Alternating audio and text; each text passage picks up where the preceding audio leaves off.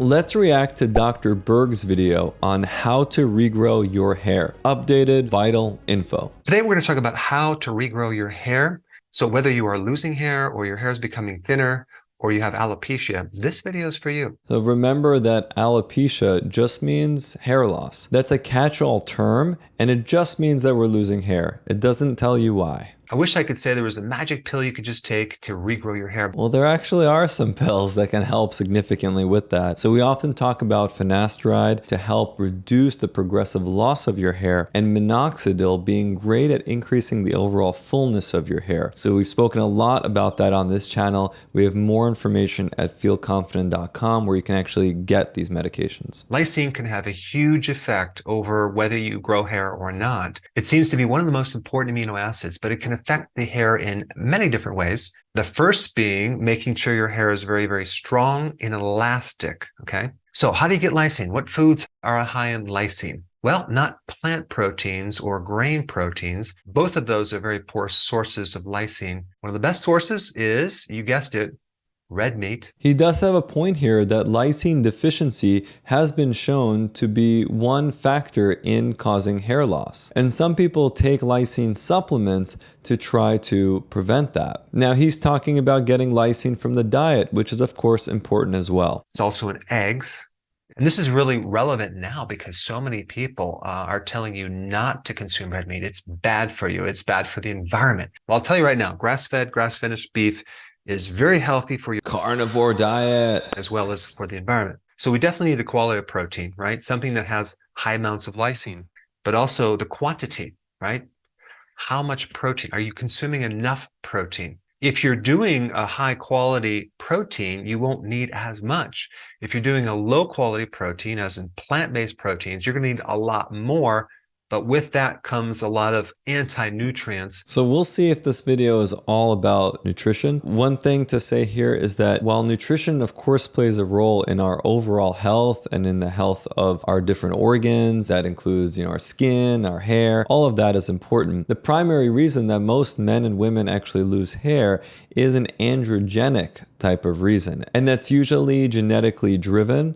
So it's the androgens that are causing the miniaturization of our hair follicles. So I'm wondering if he gets into that, because while food can definitely play a role, it's not the primary reason why men and women lose their hair. On average, I would say if you consumed, let's say 6 to 8 ounces of protein twice a day, and I'm talking about like red meat, or it could be eggs, it could be other types of protein, that would be sufficient. Another thing that's interesting about lysine is it helps you absorb iron.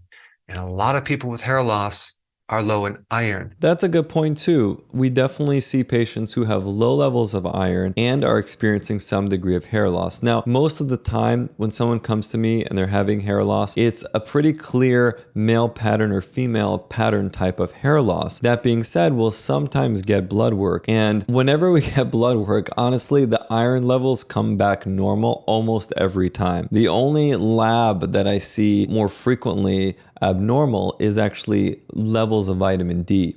Those often do come back low. But for most people with hair loss, when you do check iron levels, they're actually normal. One of the big symptoms of anemia is hair loss. So providing your scalp with enough iron so the hair follicles can have the nutrition is very, very important. I can't argue with that. I mean, that is a good point. It's just that for many people with hair loss, the iron levels are normal. When we think of iron, you want to think about everything red, like a red meat, versus white meat, like chicken has a little less. It has some, but it's very, very high in red meat as well as organ meats. Now, I haven't left this topic of lysine because there's a couple things that you need to know about it. When you go through stress, the demand, the need for lysine goes way up. So if you're going through a lot of stress. Who isn't going through stress? We know that stress can lead to telogen effluvium, usually in an acute type of phase where you're going to grow back the hair that you're losing during that time. Sometimes you can get chronic telogen effluvium that lasts over 6 months where you're actually continuing to see a slow shed that's happening over a long period of time from prolonged stress. So maybe the lysine demand is higher with stress, that I'm not sure about, but we know that stress in and of itself can cause telogen effluvium, a type of hair loss. Another factor for the absorption of lysine is if you have any type of inflammation in your gut, you have malabsorption, that could be the reason why you're not absorbing these amino acids. So here this person is eating a lot of grains, thinking they're good, creates inflammation in the gut because of the gluten and other factors. And then that person can't absorb amino acids and minerals anymore. And so now they lose their hair. So your gut is very, very important as well. And this could explain why a lot of people going on the carnivore diet get their hair back. Maybe I should try a carnivore diet. But for those people that have gut inflammation, okay, I think they should go on the carnivore for at least a few months because certain properties in that meat will heal. I did have a juicy filet mignon last night, so I'm on the right track. There's a really interesting connection between your digestive system and your hair. Think of the digestive system as like the roots in the soil. So the plant above the surface is what you can see, and you can see if it's healthy or not. Well, in our bodies, the hair is the plant, right? And the roots are in the gut. And this brings up another topic, gut dysbiosis, or your friendly bacteria. Well, the roots are technically in the scalp, but I understand where he's coming from. Of course, I mean, we have more cells that are foreign to us, mostly on our skin and in our gut, compared to the actual overall number of cells that make up us, that make up our organism. So that is a wild thought. And of course, there's a lot of interplay between our body and our own cells with the organisms that we share this body with, which is mostly these bacteria and different fungi that live on us and in us. Your gut microbes actually make amino acids, okay? They make certain proteins. And if there's a disruption of the flora inside, you're going to have an alteration in the flora on the surface of your scalp, not to mention dandruff and other types of skin disorders. So some people, when they start getting on a probiotic from being on an antibiotic for a period of time, start noticing that their hair starts coming back and their hair is thicker. Interesting. So we can't just look at the body in isolation. We have to look at the whole picture. I do like that point. I mean, oftentimes we fixate in medicine on one specific small area, but in reality, it's just one entire person. And thinking about, their psychology, their emotional state, but also the various different internal workings. Of course, everything has an interplay with one another, and it will affect how we look, how we feel. All of it works together. So with that, I definitely agree. Many times if you have an overgrowth or some type of fungal overgrowth or whatever on the surface of your skin, the way that you fix it is through the internal gut. You have to start taking more probiotics or probiotic foods. Now, it's important to remember that it's not just about the internal gut, but the skin itself, whether it's the skin on, the arms, legs, but also on the scalp, can be affected in different types of conditions. So, for example, there are various scarring conditions or inflammatory states that specifically affect the scalp. And so it doesn't always have to do with that internal gut microbiome. It sometimes just has to do with the local environment. So it's not like it's always the gut that's driving what you're seeing with your hair or on the skin surface. It's also at times just that local environment that might be altered on the skin surface. Or potentially both might be out of whack. Let's talk about another thing. It's called DHT. This is a very powerful form of... Now he's talking my language. ...testosterone that has been known to cause a burnout of the hair follicles or even a thinning of the hair. So there's all sorts of medications out there that inhibit this DHT and help you grow your hair.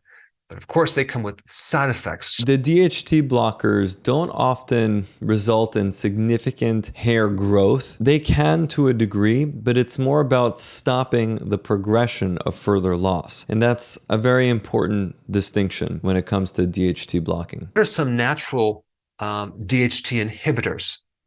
Well, a big one is zinc, okay, which happens to be in the red meat again, too. So consuming more red meat will actually kill 3 birds with 1 stone. But zinc is very, very important in regrowing your hair for other reasons too. But it does inhibit this DHT problem. But you also have lysine. Lysine itself can inhibit DHT. Through clinical research, we know that saw palmetto and pumpkin seed oil are great inhibitors, natural inhibitors of DHT. So we actually included those in addition to a few other things in the composition of our own thickening shampoo, thickening conditioner, and a thickening foam, all that are coming out very soon. So head to feelconfident.com, sign up for the newsletter that will alert you when these products finally arrive, which will hopefully be January, February of 2024. You can also do pumpkin seed oil. Pumpkin seed oil. And we have a video where I basically scoured the entire literature and looked at which of these various compounds is most associated with improved hair growth in the actual clinical research. And that then informed the way that I designed my own products. So make sure to check that one out. Natural inhibitors of this DHT. And if we can reduce that, we can then eliminate that barrier if that's one of the causes of your hair loss. Now, I will say that the inhibition that you get from these natural remedies is not going to be as potent as you'll get from, say, a finasteride or its stronger cousin dutasteride. So oftentimes these natural remedies are not a replacement for the medications that we have, but can be nice adjuncts in the right clinical scenario. You could definitely lose your hair with chronic stress. A lot of people go through too much stress and they end up with alopecia, autoimmune diseases, and just general hair loss. Why is this? Because cortisol is a catabolic hormone. It breaks things down, and stress activates cortisol. Our bodies were not designed to have this sustained high level of cortisol over a long period of time. So how can we lower cortisol? Lower your stress. Easier said than done. And so what you have to know about that is that stress can deplete you of zinc or increase the demand for zinc, and zinc itself can help reduce stress. And just as a side note, you need to really understand what can deplete you of zinc: sugar, alcohol, and stress. Probably time that I check my zinc levels. I especially liked the mention of lysine and zinc in this video. I think it's important to stress the primary driver of hair loss, which is actually these androgenic types of effects, and recognizing that just because you change your diet doesn't mean that you're going to be doing enough to reduce the loss of your hair. And sometimes medications are what allow you to keep the hair that you have remaining and start to see some improvement. But I also think it's important to acknowledge that our diets play a major role in not just the health of our hair, but our overall well-being. So overall, I found it to be an interesting video.